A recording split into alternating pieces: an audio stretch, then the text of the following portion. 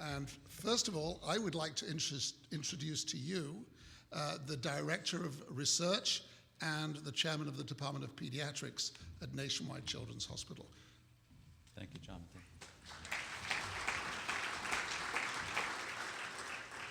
Well, good afternoon, everyone. I'm here to welcome you to this elite conference on behalf of Nationwide Children's Hospitals and the other sponsors of the meeting over the next 3 days. And you know, interesting, David, you stole my thunder with your quote from Science that you wrote just very recently, because I was reflecting on the title of the conference, the 2016 International Li-Fraumeni Syndrome Conference, and the third annual Life Consortium, and the Li-Fraumeni Association Conference, and presented by Soccer for Hope. And that's exactly how you want it. It's a coming together of elite scientists and advocacy groups and philanthropists and families in a way that, you know, we weren't doing this 10 years ago. But now it's becoming the only right way to do it. And why is that, and why are we evolving in this way? And I just wonder if it's because of advance of genomics and the fact that that is so personal, and with advanced genomic techniques and next generation sequencing and all that we've learned about it, it just becomes very personal for each family and each scientist who performs the sequencing and understands the genotype and the phenotype in a way that brings them together, and it has to be that way henceforth. And so I commend you in seeing the power of bringing together the glue that David referred to in his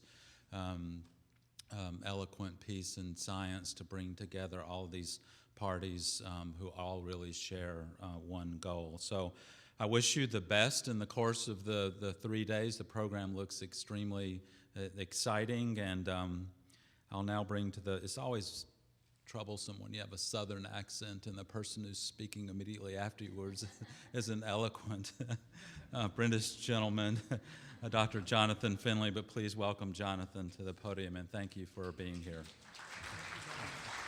That's great. That was great. Good evening. Those of you that know me well know that I'm not usually somebody who finds difficulty with words. And usually the gift of the gab extemporaneously comes very easy to me.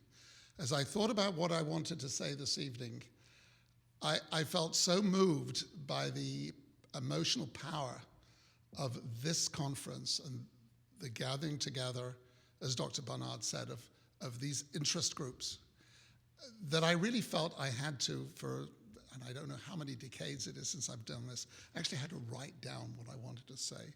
So I'm sorry if it loses some of its extemporaneous nature and vim and verve, but it does come from the heart.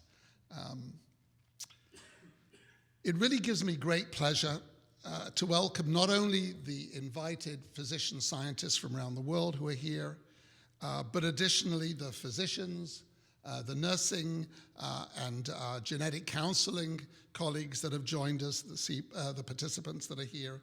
But I want to particularly welcome the families that are here in large numbers, whose lives have been affected by the Li-Fraumeni syndrome.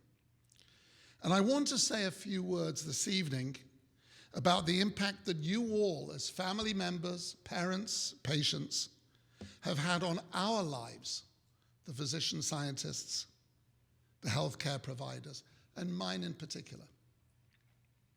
Some 25 years ago, when I was in New York at Memorial Sloan Kettering Cancer Center, with a lot less gray hair than I have now, but still as a doctor focused on the treatment of children with brain tumors, a little 10-year-old boy called Joey from Blackpool, near my hometown of Manchester in England, came with his parents to see me to seek therapy for his glioblastoma multiforme.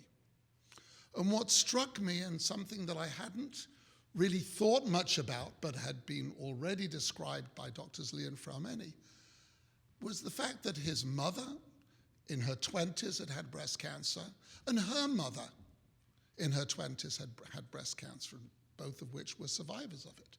And so I became aware for the first time, right in front of me, the association of brain tumors in children, which is the focus of my work, and this genetic susceptibility syndrome.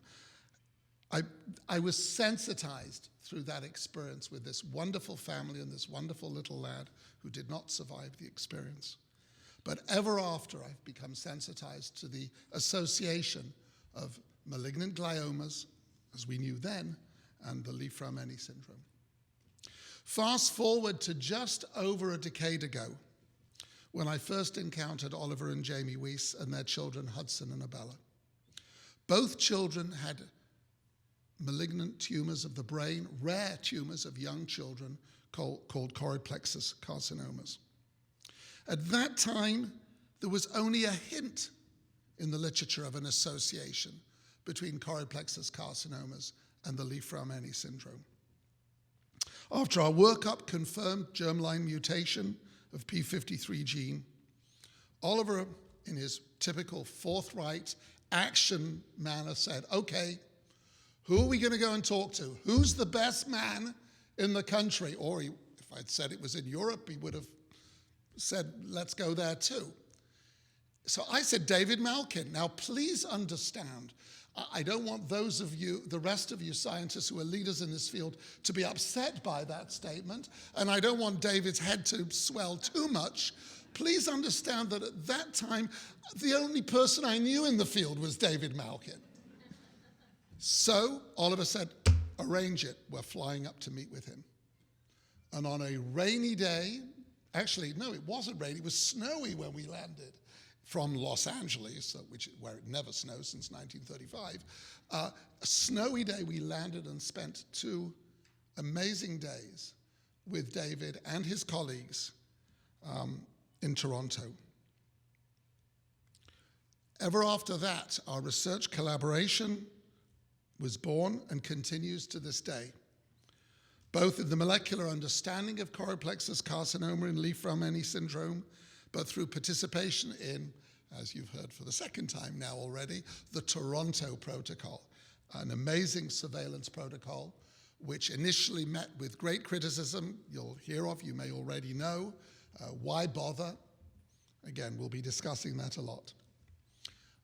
This has been one of the truly great research, both laboratory and clinical collaborations of my career, but more importantly, the implications that it's had for so many families like yourselves out there, and actually opened up the whole frontier, not just of Li-Fraumeni syndrome, but of the realization that there are many other genetic predisposition syndromes out there that we're only just beginning to recognize.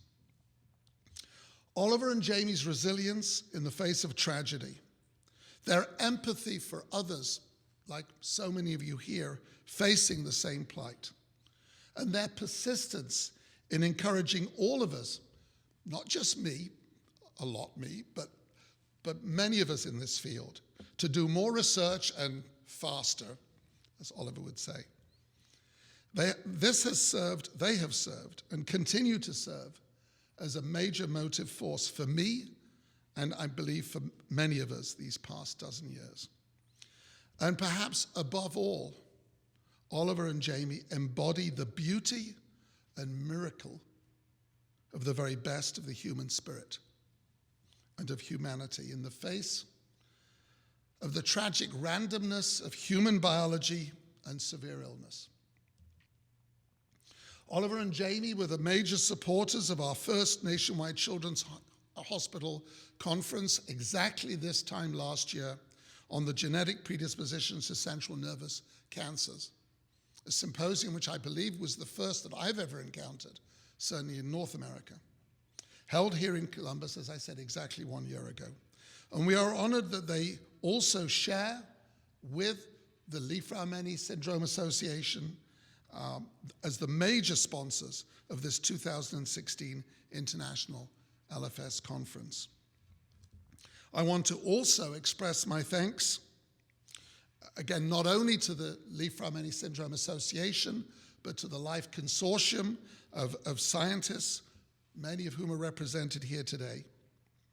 To the Tanner Project for their support, to the James Comprehensive Cancer Center of Ohio State University for their support, to Ohio State University Department of Radiation Oncology and Department of Neurosurgery, who have philanthropically supported this conference, and also to Lurie Children's Hospital Division of Pediatric Hematology Oncology that have generously supported this foundation. And finally, of course, to Soccer for Hope and their founders, Jamie and Oliver Weiss. I thank you all for bringing us all here together over the next few days, which has to be not just a series of presentations, but the springboard for discussions that will allow us to leave here and with new directions and speedier directions so we can translate our basic research into clinical action and benefit for all our patients. At this point, it is my honor to introduce my friend, my colleague, the little brother that I always wanted and never had until you came along. My drinking partner, oh, I'm not supposed to say that, I'm sorry. Mr. Oliver Weiss.